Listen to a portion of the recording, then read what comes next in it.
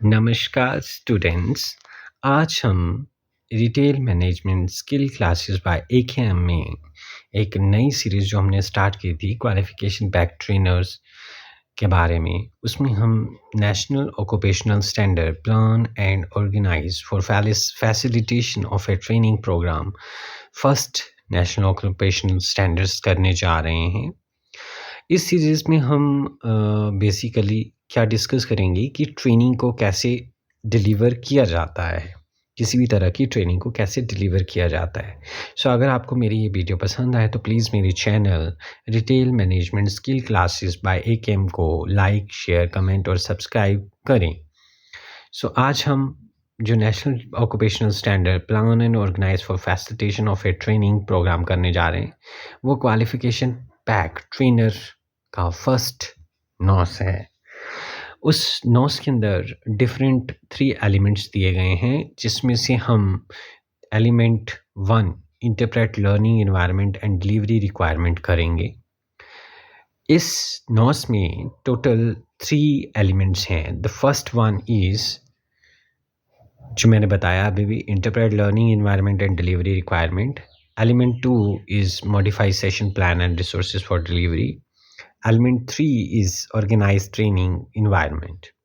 सो आज जो हम डिस्कस करेंगे वो एलिमेंट 1 करेंगे, interpret learning environment and delivery requirement. तो स्टार्ट करते हैं परफॉर्मेंस क्राइटेरिया से। परफॉर्मेंस क्राइटेरिया जो हैं इस एलिमेंट्स के अंदर, एलिमेंट 1 के अंदर interpret learning environment and delivery requirements में हैं।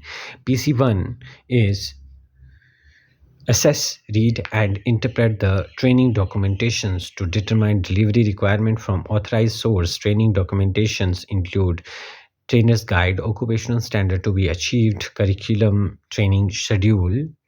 PC2 is provide recommendation for selection of candidate for training as per the learning objective of the program. PC3 is obtain details of the learner from authorized sources. PC4 is use available information and documentation to identify group and individual learner need and relevant learner characteristics. PC5 is identify training environment requirement like venue, tool, equipment, material, space, layout and seating arrangement, HVAC, stationery, etc. PC6 is identify constraint impacting training delivery and relevant risk. So start करते हैं। Total 6 performance criteria 1 by 1 element के अंदर performance 1 criteria 1 से हम start कर रहे हैं। That performance criteria 1 is assess, read and interpret the training documentation to determine delivery requirement from authorise source. Training documentation, trainer guides, occupational standards to be achieve, curriculum, training schedule. Now, trainer should have knowledge of skill of following before starting the training. एक trainer को निम्नलिखित बातों का knowledge और skills होनी चाहिए, कौशल होना चाहिए। वो क्या चीज़ें हैं? वो हैं, सबसे पहले trainer should be able to define और जज the training teaching learning material. Teaching learning material या ट्रेनिंग लर्निंग मटेरियल को हम बोल देते हैं शॉर्ट में TLM का नॉलेज होना चाहिए। टीचिंग लर्निंग कि उसे ट्रेनिंग में कौन कौन सा मटेरियल रिक्वायर्ड होगा। सो जो भी ऑर्गेनाइजेशन ये ट्रेनिंग करवाती है उसने कोई स्पेसिफाइड टॉपिक दे रखा होता है, तो उस टॉपिक जो है, वो जो टॉपिक है उसके अकॉर्डिंग आपको क्या करना होता है, ट्रेनिंग डिलीवरी करनी होती है, टीचिंग करनी होती है। सो वो ट्रेनिंग जो ट्रेनर को मटेरियल जो दिया जाता है, जो ट्रेनर को मटेरियल दिया जाता है, वो उसे पढ़ना भी आना चाहिए, उसको समझना भी, डिकोड करना भी आना चाहिए। और कोई भी इसके अलावा अप्रूव्ड और ऑथराइज सोर्स से कोई भी ट्रेनिंग रिलेटेड डॉक्यूमेंटेशन है, उसको उसका ज्ञान होना चाहिए, उसकी नॉलेज और स्किल कैसे फिल करना है वो डॉक्यूमेंट, अगर फिलिंग कोई डॉक्यूमेंट करनी है तो उसका पता होना चाहिए। नाउ अब बात करते हैं ये ट्रेनिंग डॉक्यूमेंटेशन में क्या क्या चीज़ें आती हैं। तो ट्रेनिंग डॉक्यूमेंटेशन में सबसे पहले क्वालिफिकेशन पैक कॉपी आती है। जैसे हमने परफॉर्मेंस क्राइटेरिया में पढ़ा कि स्टैंडर्ड टू बी अचीव, तो किसी भी पर्टिकुलर जॉब रोल के लिए, फॉर एग्जांपल मुझे सेल्स एसोसिएट का जॉब रोल है, तो उसका एक क्वालिफिकेशन पैक है जिसमें पर्टिकुलरली स्टैंडर्ड्स दिए गए हैं जिसको हम नेशनल ऑक्यूपेशनल स्टैंडर्ड्स बोलते हैं। जिस तरह से आपने देखा कि हमने जब स्टार्ट किया ट्रेनर का क्वालिफिकेशन पैक, तो उसमें भी हमने national occupational standard word use किया। तो ये इसके जो हैं स्टैंडर्ड्स मेंशन किए गए, टोटल 6 स्टैंडर्ड्स मेंशन किए हुए हैं ट्रेनर्स के, है ना। सो ये सॉफ्ट कॉपी में आपको सेक्टर स्किल काउंसिल एसएससी और NSDC national skill development corporation की वेबसाइट से डाउनलोड आप कर सकते हो कि कौन से स्टैंडर्ड्स इस पर्टिकुलर जॉब रोल के लिए हैं। नाउ बात करते हैं हम मॉडल करिकुलम की। सो मॉडल करिकुलम जो है वो वहीं से डिराइव किया हुआ है, जो ऑक्यूपेशनल स्टैंडर्ड्स हैं, नेशनल ऑक्यूपेशनल स्टैंडर्ड, वहाँ से डिराइव करके एक मॉडल करिकुलम भी बनाया गया होता है पर्टिकुलर जॉब रोल के लिए। तो ये आप तो आपके पास सॉफ्ट कॉपी में एसएससी की वेबसाइट या एनएसटीसी की वेबसाइट में या हार्ड कॉपी में अवेलेबल होनी चाहिए, क्योंकि हमें स्कोप एरिया का पता चल जाएगा।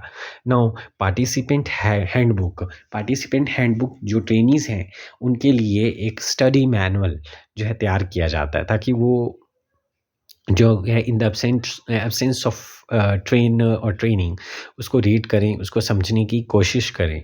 सो वो भी अप्रूव्ड और ऑथराइज्ड और डिज़ाइन जो होना चाहिए वो मॉडल करिकुलम के अकॉर्डिंग होना चाहिए, ताकि थोड़ा सा स्कोप एरिया का थोड़ा सा आइडिया हो सके एक ट्रेनीज़ को। नाउ बात करते हैं आगे कि जो ट्रेनर्स गाइड, अब ट्रेनर गाइड जो है वो भी मॉडल करिकुलम के अकॉर्डिंग ही बनी होगी। अब ट्रेनर गाइड्स क्या होती है, बेसिकली जो फैसिलिटेटर गाइड भी बोल देते हैं समटाइम। फैसिलिटेटर गाइड्स क्या होती हैं कि जिसमें बताया गया होता है कि कौन सा टॉपिक एक ट्रेनर को किस तरह से उसकी ट्रेनिंग की डिलीवरी करनी है, कैसे स्टार्ट करना है ना, लाइक आइस ब्रेकर्स एक्टिविटीज़ या सब्जेक्ट रिलेटेड एक्टिविटीज़ कौन कौन सी करनी है, कैसे क्लोज करना है। तो उसमें वो टेक्निक्स दे रखी होती हैं ट्रेनर गाइड्स में, लिखा रहता है टॉपिक वाइज मॉडल करिकुलम के अकॉर्डिंग। नाउ ट्रेनिंग शेड्यूल का पता होना चाहिए। अब ट्रेनिंग शेड्यूल में कि कितने घंटे की ट्रेनिंग देनी है, या कितने 1 आवर की देनी है दिन में, या 8 आवर्स की देनी है ट्रेनिंग, टोटल पूरे करिकुलम को कंप्लीट करने में कितने घंटे की ट्रेनिंग देनी है पर्टिकुलरली, इसके बारे में भी नॉलेज होनी चाहिए। और इससे रिलेटेड जो भी डॉक्यूमेंटेशन है ना, उसके बारे में भी पता होना चाहिए। नाउ एनी अदर डॉक्यूमेंट्स जो कि एक ट्रेनर को ट्रेनिंग सेशंस के लिए पता होने चाहिए, वो है सेशन प्लान, कि एक सेशन में उसने कौन सी एक्टिविटीज़, क्या टॉपिक कवर अप करना है, क्या क्या एक्टिविटीज़ करवानी, कैसे स्टार्ट करना है, कैसे एंड करना है, क्या उस सेशन के ऑब्जेक्टिव्स हैं, ठीक है, ये पता होने चाहिए। इसके अलावा आप उसे मीडिया कंटेंट जो उस पर्टिकुलर टॉपिक से रिलेटेड हो अगर अवेलेबल है, कोई भी फॉर्मेट जो उस पर्टिकुलर ट्रेनिंग, जैसे अटेंडेंस शीट्स वगैरह है ना, उस पे सिग्नेचर लेने हैं या बायोमेट्रिक करवानी है, इसके बारे में क्वेश्चन बैंक्स होने चाहिए पर्टिकुलर टॉपिक को लेकर। इन सभी चीज़ों के बारे में पता होना चाहिए, इन डॉक्यूमेंटेशन का पता होना चाहिए, इन डॉक्यूमेंट्स को यूज़ करने की समझ होनी चाहिए, नॉलेज होनी चाहिए, स्किल होनी चाहिए। Now, performance criteria 2 provide recommendation for selection of candidate for training as per the learning objective of the program. अब learning objectives क्या होते हैं? Basically, learning objectives जो हैं वो brief statements हैं जो कि describe करते हैं कि particular जो training होने के बाद जो learner या trainees है, जो students हैं, है ना, उसको ये इन टॉपिक्स का पता होना चाहिए। सो कोई भी सब्जेक्ट मैटर आप स्टडी करवाते हो तो उससे पहले क्या है, उस टॉपिक के ऑब्जेक्टिव्स होते हैं। फॉर एग्ज़ाम्पल जैसे मुझे आज मैंने एक टॉपिक शुरू किया है ना, कि how to deal with the customer.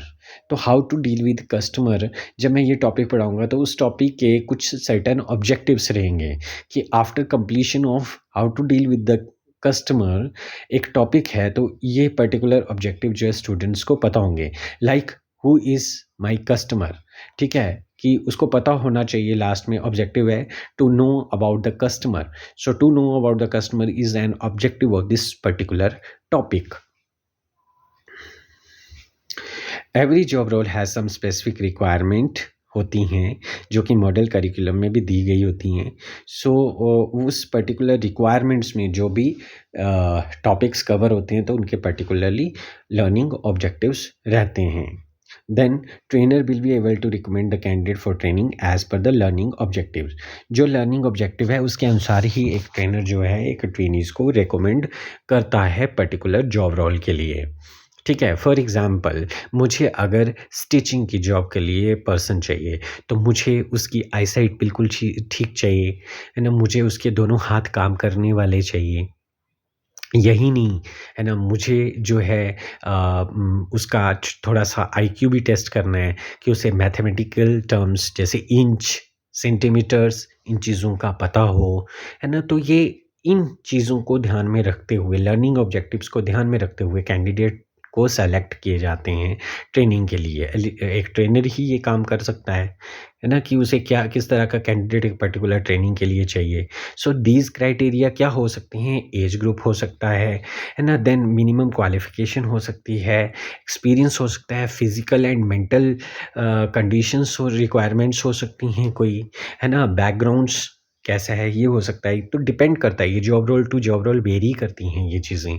सो हम कह सकते हैं कि लर्निंग ऑब्जेक्टिव्स जो हैं के बेस पे ही एक प्रोग्राम के लिए कैंडिडेट की सिलेक्शन की जाती है ट्रेनिंग के लिए। नेक्स्ट हमारा परफॉर्मेंस क्राइटेरिया है third, obtain detail of the learner from authorise sources. Authorise sources से हम लर्नर की डिटेल्स हमें मिलनी चाहिए या हमें प्राप्त करनी होगी। वो ऑथराइज सोर्सेज क्या हैं? जो भी जिस भी ऑर्गेनाइजेशंस के अंदर आप काम कर रहे हैं, सो उसके पास ट्रेनीज और लर्नर की एक डिटेल्स रहेंगी। अब ये ऑथराइज पर्सन कौन है? ट्रेनिंग पार्टनर्स हो सकते हैं या ऑर्गेनाइजेशन हो सकते हैं जो कि ट्रेनिंग के साथ डील कर रही है। अब ये उनके पास लर्नर की डिटेल कहाँ से आई? सो उन्होंने क्या किया, ये डाटा ऑफ लर्नर जो इंटरेस्टेड थे कैंडिडेट, उनको जो ट्रेनिंग के लिए इंटरेस्टेड थे उनको कलेक्ट किया है। वो थ्रू मोबिलाइजेशन हो सकता है, थ्रू एडवर्टाइजमेंट हो सकता है ना, या किसी पर्टिकुलर वॉक इन से जो इंटरेस्टेड थे कैंडिडेट वो वॉक इन किया उन्होंने और उन्होंने अपनी डिटेल दी ताकि वो एलिजिबिलिटी को चेक कर सकें इन कैंडिडेट्स की। Now PC4 use available information and documentation to identify group and individual learner needs and relevant learner characteristics। ठीक है, अब यूज़ अवेलेबल इंफॉर्मेशन। सो जो आपके पास अवेलेबल इंफॉर्मेशन है, जो डॉक्यूमेंटेशन है ना, लर्नर स्किल की, है ना, तो वो जो ग्रुप ऑफ लर्नर है या इंडिविजुअल लर्नर की जो नीड है, जो रिक्वायरमेंट है, जो रेलेवेंट लर्नर की कैरेक्टरिस्टिक्स हैं, उसको कैसे हम आइडेंटिफाई करेंगे? जो डाटा हमारे पास अवेलेबल है। So there is a gap between individual and group needs. Individual की एक पर्टिकुलर क्या नीड है, एक ग्रुप की क्या नीड है ना, उसमें एक गैप रहता है। So current level of knowledge क्या है, उसकी स्किल क्या है, कितने लेवल का वो जानता है, उसकी स्किल और नॉलेज है ना, और एक पर्टिकुलर टास्क को करने के लिए उसको कितना नॉलेज और स्किल है, इसके बारे में हमें आइडेंटिफाई करना पड़ता है। अब द एक्चुअल नीड्स डिफ़र, हर किसी इंडिविजुअल एक जैसे नहीं होते, हम जानते हैं, तो हर किसी की अलग अलग नीड हो सकती है। As do the method employ to meet these needs, तो इनके लिए हमें अलग अलग मेथड्स अप्लाई करने पड़ते हैं। Now there are different types of learning styles. अब हमारे पास क्या है, डिफरेंट लर्निंग स्टाइल्स हैं जो अवेलेबल रहते हैं एक ट्रेनीज के बीच में।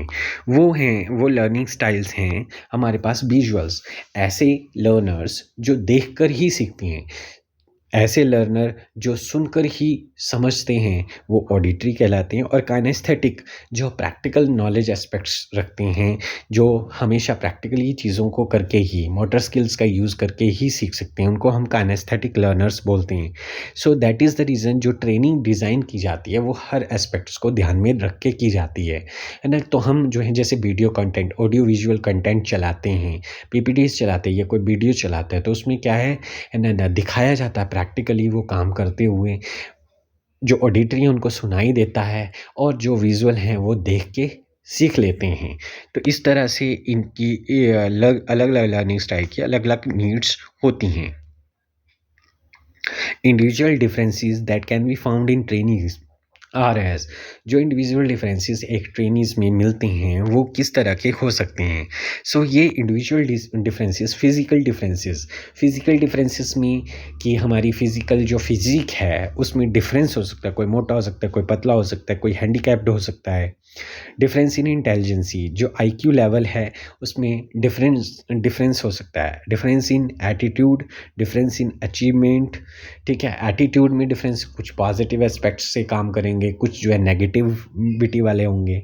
डिफरेंसेस इन अचीवमेंट कोई बिल्कुल परफेक्ट होंगे किसी भी काम करने को एक बार समझा दिया जाए, कोई अलग तरह से ट्रीट करेंगे किसी बात को। डिफरेंस इन मोटर एबिलिटी, कोई स्पीडी काम करने वाले होंगे, कभी कोई जो है उल्टे हाथ से काम करने वाले होंगे, कई जो हैं बिल्कुल सीधे हाथ से, कई दोनों हाथ से काम करने वाले होंगे। Differences on account of sex, है ना, जेंडर में डिफरेंस हो सकता है, लड़कियाँ हो सकती हैं, लड़के हो सकते हैं, मेल कैंडिडेट और फीमेल ट्रेनीज हो सकती हैं। रेशियल डिफरेंसेस, रेसिस में जो पर्सन के वो डिफरेंसेस हो सकता है, और डिफरेंसेस ड्यू टू नेशनैलिटी। और एक चीज़ और, ट्रेनिंग में नेशनैलिटी भी डिफरेंट है, कुछ इंडियन हो सकता है या अदर कंट्रीज़ के भी हो सकते हैं, तो नेशनैलिटी डिफरेंस भी देखा जा सकता है कभी कभी ट्रेनीज में। Now, a trainer must be able to identify some of the characteristics of learner from document before starting the training. एक थोड़ा सा ओवरव्यू लेने के लिए एक ट्रेनर को इनके बैकग्राउंड को ज़रूर रीड आउट कर लेना चाहिए, समझ लेना चाहिए।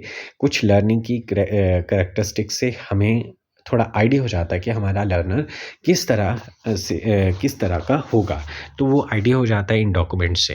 तो उससे इन करेक्टरिस्टिक्स वो एक ट्रेनर जो है ये कैपेबल होना चाहिए कि ये काम कर सके। नाउ हमारे पास PC5 है। Identify training environment requirement like venue, tools, equipment, material, space layout and the seating arrangement, HBAC, stationery. अब ये जो है ट्रेनिंग इन्वायरमेंट की क्या क्या रिक्वायरमेंट्स हैं। So basically there are different requirements for training environment, like अलग अलग रिक्वायरमेंट होती है अलग अलग ट्रेनिंग के अकॉर्डिंग। जैसे बोलता वेन्यू कहाँ पे ट्रेनिंग आपको कंडक्ट करनी है। Then the second one is tool और इक्विपमेंट्स जो कि ट्रेनिंग के लिए चाहिए होंगे, जैसे कंप्यूटर, प्रोजेक्टर, जो भी टूल्स और इक्विपमेंट डिपेंडिंग हर जॉब रोल के, हर टाइप की ट्रेनिंग के अलग अलग टाइप के टूल्स और इक्विपमेंट्स की रिक्वायरमेंट होती है। जनरली प्रोजेक्टर और कंप्यूटर जैसी चीज़ें, मार्कर, चॉक, ये क्या हैं, टूल्स और इक्विपमेंट है किसी पर्टिकुलर ट्रेनिंग को करवाने के लिए। Space, that is whether the space is sufficient to accommodate the trainees. Space में हम ये चीज़ नोटिस करते हैं कि हमारे जो जितने ट्रेनीज हैं उनके अकॉर्डिंग ये स्पेस सफिशिएंट है उनकी ट्रेनिंग कंडक्ट करने के लिए। एंड मोर ओवर HBAC का मतलब होता है heating, ventilation and air conditioning. किस तरह की है, ठंड का मौसम है तो हमारी एयर कंडीशनिंग, हीटिंग चाहिए।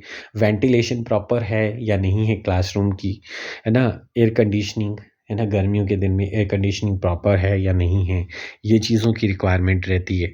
यही नहीं, इसके अलावा स्टेशनरी में जैसे papers, pen, chalk, duster, marker, है ना, नोट पैड, ये सारी स्टेशनरी में आती हैं आइटम्स। देन यही नहीं, layout and seating arrangement for the students, है ना, कि किस तरह से सीटिंग अरेंजमेंट्स रहेगा, चेयर्स रहेंगी, बेंचेस रहेंगी, या नीचे ज़मीन पे बैठ के ट्रेनिंग होगी। ये सारी चीज़ें भी इसमें ट्रेनिंग इन्वायरमेंट की रिक्वायरमेंट रहती है जो कि एक ट्रेनर को पता होनी चाहिए। सो हम लेआउट और seating arrangement for the students के बारे में एक अदर वीडियो में, सेपरेट वीडियो में हम डिस्कस करेंगे, और कुछ टाइम के बाद ये जो है इसका लिंक जो है आपको डिस्क्रिप्शन बॉक्स में भी मिल जाएगा। Now PC6 identify constraint impacting training delivery and relevant risk. So एक ट्रेनर को चाहिए कि जो ऐसे कंस्ट्रेंट जो आपकी ट्रेनिंग डिलीवरी को इम्पैक्ट करेंगे और रिस्क क्रिएट कर सकते हैं, आपकी ट्रेनिंग ख़राब कर सकते हैं, है ना, उनको आइडेंटिफाई करने की कैपेबिलिटी होनी चाहिए, स्किल होनी चाहिए। सो वो trainer must be able to identify the constraint which में इम्पैक्ट द ट्रेनिंग डिलीवरी, है ना। क्या क्या हो सकते हैं जनरली, जैसे टेक्नोलॉजिकल कंस्ट्रेंट में आपके कम्युनिकेशन बैरियर हो सकता है, जैसे नॉइज़ पोल्यूशन, बहुत नॉइज़ पोल्यूशन है, आप नहीं ट्रेनिंग डिलीवरी प्रॉपर वे से डील कर पाओगे।